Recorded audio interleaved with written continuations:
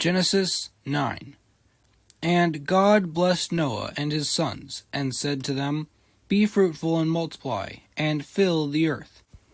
The fear of you and the dread of you shall be upon every beast of the earth, and upon every bird of the heavens, upon everything that creeps on the ground, and all the fish of the sea. Into your hand they are delivered. Every moving thing that lives shall be food for you. And as I gave you the green plants, I give you everything. But you shall not eat flesh with its life, that is, its blood. And for your lifeblood I will require a reckoning. From every beast I will require it, and from man. From his fellow man I will require a reckoning for the life of man. And you be fruitful and multiply, increase greatly on the earth, and multiply in it.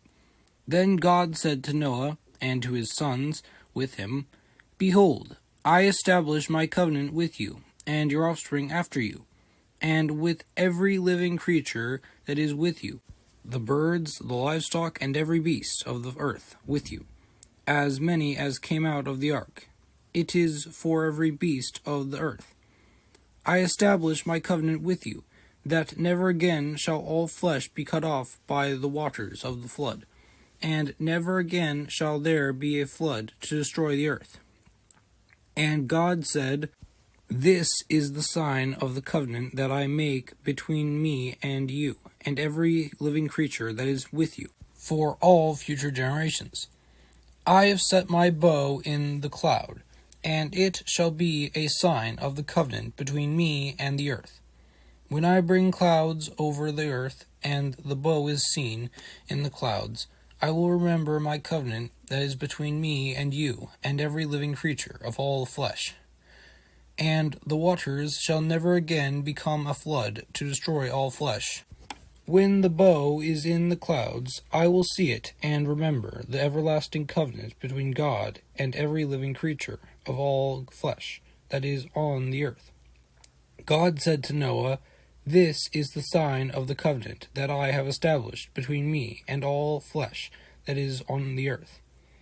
The sons of Noah who went forth from the ark were Shem, Ham, and Japheth. Ham was the father of Canaan. These three were the sons of Noah, and from these the people of the whole earth were dispersed. Noah began to be a man of the soil, and he planted a vineyard. He drank of the wine, and became drunk, and lay uncovered in his tent. And Ham, the father of Canaan, saw the nakedness of his father, and told his brothers outside. Then Shem and Japheth took a garment, laid it on both their shoulders, and walked backward, and covered the nakedness of their father. Their faces were turned backward, and they did not see their father's nakedness. When Noah awoke from his wine, and knew what his youngest son had done to him, he said, Cursed be Canaan, a servant of servants shall he be to his brothers. He also said, Blessed be the Lord, the God of Shem, and let Canaan be his servant. May God enlarge Japheth, and let him dwell in the tents of Shem, and let Canaan be his servant. After the flood, Noah lived 350 years.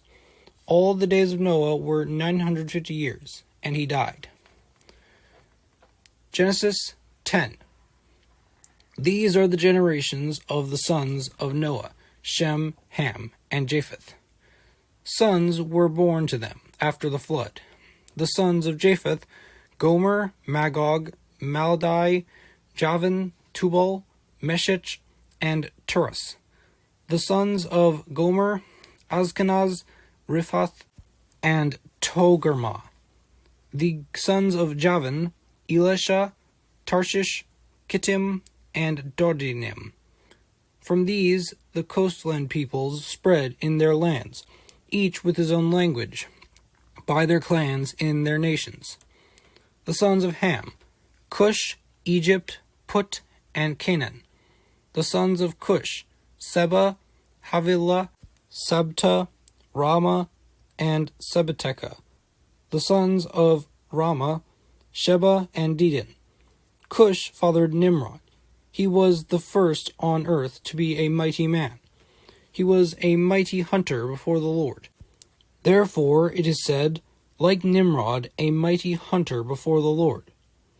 The beginning of his kingdom was Babel, Erech, Akkad, and Calneh, in the land of Shinar. From that land he went into Assyria, and built Nineveh, Rehoboth, Calah, and Resen, between Nineveh and Calah, that is the great city. Egypt fathered Ludim, Anamim, Lehabim, Naphtuhim, Pathrusim, Casluhim, from whom the Philistines came, and Caphtorim.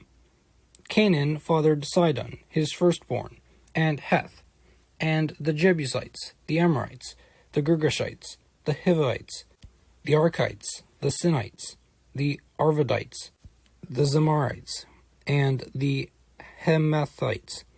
Afterward, the clans of the Canaanites dispersed, and the territory of the Canaanites extended from Sidon in the direction of Gerar, as far as Gaza, and in the direction of Sodom, Gomorrah, Admah, and Zeboim, as far as Lasha. These are the sons of Ham, by their clans, their languages, their lands, and their nations. To Shem also, the father of all the children of Eber, the elder brother of Japheth, children were born. The sons of Shem, Elam, Ashur, Arpachshad, Lud, and Aram. The sons of Aram, Uz, Hul, Gether, and Mash. Arpachshad fathered Shelah, and Shelah fathered Eber. To Eber were born 2 sons. The name of one was Peleg, for in his days the earth was divided, and his brother's name was Joktan. Joktan fathered Almadad, Sheleph, Hazamarvareth, Jerah, Hadaram, Uzal, Diklah, Obal, Abihamiel, Sheba, Ophir, Havilah, and Jobab. All these were the sons of Joktan. The territory in which they lived extended from Mesha in the direction of Sephar to the hill country of the east. These are the sons of Shem, by their clans, their languages, their lands, and their nations. These are the clans of the sons of Noah, according to their genealogies, in their nations, and from these the nations spread abroad on the earth, after the flood. Genesis 11. Now the whole earth had one language, and the same words. And as people migrated from the east, they found a plain in the land of Shinar, and settled there. And they said to one another, Come, let us make bricks, and burn them thoroughly. And they had bricks for stone, and bitumen for mortar. Then they said, Come, let us build ourselves a city, and a tower with its top in the heavens, and let us make a name for ourselves, lest we be dispersed over the face of the whole earth. And the Lord came down to see the city and the tower, which the children of man had built. And the Lord said, Behold, they are one people, and they have all one language, and this is only the beginning of what they will do. And nothing that they propose to do will now be impossible for them. Come, let us go down and there confuse their language, so that they may not understand one another's speech. So the Lord dispersed them from there over the face of all the earth, and they left off building the city. Therefore its name was called Babel, because there the Lord confused the language of all the earth. And from there the Lord dispersed them over the face of all the earth. These are the generations of Shem. When Shem was 100 years old, he fathered Arpachshad 2 years after the flood. And Shem lived after he fathered Arpachshad 500 years, and had other sons and daughters. When Arpachshad had lived 35 years, he fathered Shelah. And Arpachshad lived after he fathered Shelah 403 years, and had other sons and daughters. When Shelah had lived 30 years, he fathered Eber. And Shelah lived after he fathered Eber 403 years, and had other sons and daughters. When Eber had lived 34 years, he fathered Peleg. And Eber lived after he fathered Peleg 430 years, and had other sons and daughters. When Peleg had lived 30 years, he fathered Reu. And Peleg lived after he fathered Reu 209 years, and had other sons and daughters. When Reu had lived 32 years, he fathered Serug. And Reu lived after he fathered Serug 207 years, and had other sons and daughters. When Serug had lived 30 years, he fathered Nahor. And Serug lived after he fathered Nahor 200 years, and had other sons and daughters. When Nahor had lived 29 years, he fathered Terah. And Nahor lived after he fathered Terah 119 years, and had other sons and daughters. When Terah had lived 70 years, he fathered Abram, Nahor, and Haran. Now these are the generations of Terah. Terah fathered Abram, Nahor, and Haran. And Haran fathered Lot. Haran died in the presence of his father Terah in the land of his kindred, in Ur of the Chaldeans. And Abram and Nahor took wives. The name of Abram's wife was Sarai, and the name of Nahor's wife Milcah, the daughter of Haran, the father of Milcah and Iscah.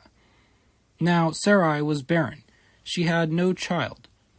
Terah took Abram his son, and Lot the son of Haran his grandson, and Sarai his daughter-in-law, his son Abraham's wife, and they went forth together from Ur of the Chaldeans, to go into the land of Canaan.